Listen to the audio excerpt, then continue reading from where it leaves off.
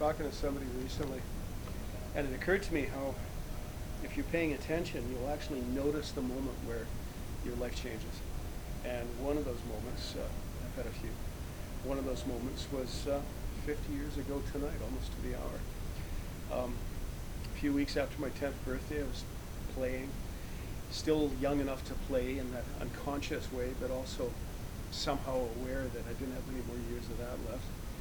And I noticed that things were a little bit odd. In my memory, it was Saturday, but I don't know, because family members started showing up, and my mom was making dinner. And these people, my folks, were creatures of habit. And I was thinking, well, that's odd, because family dinner is Sunday night, and we have it at alternate houses, and tonight's not our night. What are these folk doing here? And I got called into dinner, and we said family dinner, and I'm a little bit discombobulated because they tended to do things in patterns. I'm not going to say the word OCD. They were engineers, though. So I'm sitting in the dinner, and everything's sort of kind of normal. Then my dad gets up and turns the TV on. Now, nobody watched TV in this house. I got a bit after school, and I got a bit on Saturday morning. But he got up and he turns the TV on while the dishes are still on the table. And now I'm starting to really weird out, because I'm like, who are you people? And they all turn and look at the TV. And it's the landing on the moon, July 20th, 1969. And to me, this was normal, because I'd see the papers every morning. I grew up with a space race. And whatever you have in your life when you're a kid, that's normal, right? I had rocket ship pajamas, and I drank Tang, and I ate those space bars, whatever those candy bars were. And I was about to head out the door, and my grandmother, she sort of does that Scottish Vulcan death pinch on my neck and pushes me down again, and she says, "You're going to watch this." And this is where I really started to get weirded out, because she didn't like TV. She thought it was the downfall of civilization. She says, "You're going to watch this." So I sat and watched this, and I was getting a bit restless, though, and she looks at me again and she says, "Pay attention. I'll tell you why this is important later." And now I'm really weirded out, because this is the first time in my life that an adult had offered to put something in context. It was the golden age of shut up and do what the adult tells you, which is why it was also the golden age of shout. You just did what the adults said. You had no recourse.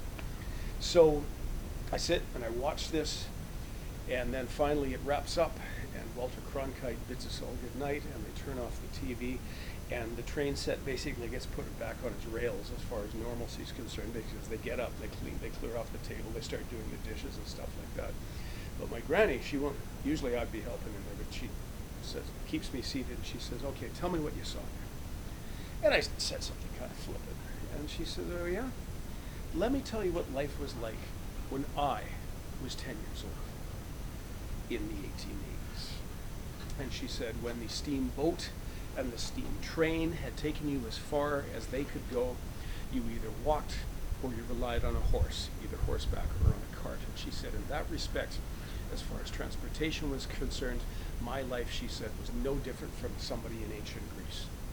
And then she says, "But now I've seen that."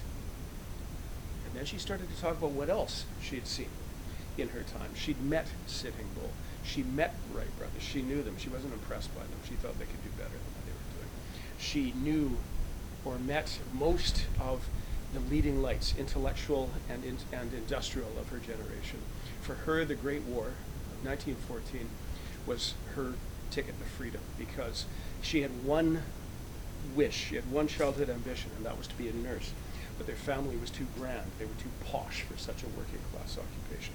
But the war gave her that opportunity, because patriotism trumped social standards, and she got to be a nursing sister.